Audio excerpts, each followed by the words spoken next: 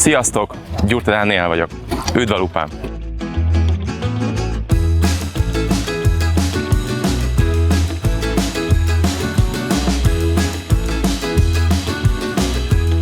...2022-ben Magyarország adott otthont a világ egyik legnagyobb sporteseményének, a vizes VB-nek.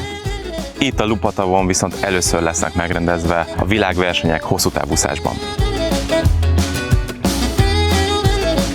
Azért szeretem a Lupatavat, mert Budapesten néhány perc alatt elérhető, és ez a fehér homokos tengerpart érzés itt abszolút megtalálható.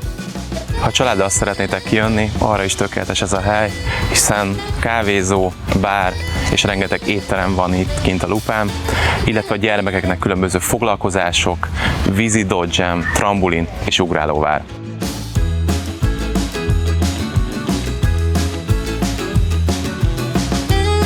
Hogyha itt vagytok a Lupán és sportolni szeretnétek, minden lehetőség megvan. Tagból, strandfoci, strandröplabda,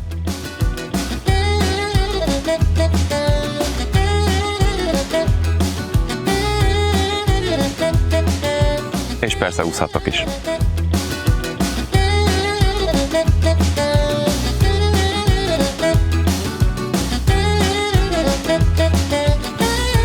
Remélem meghoztam a kedveteket, hogy kigyertek ide a Lupára, hiszen az elkövetkező időszakban a világ legjobb hosszú távú úszói fognak itt versenyezni, és mellette tudtok pihenni, kikapcsolódni, úgyhogy gyertek minél többen. Sziasztok!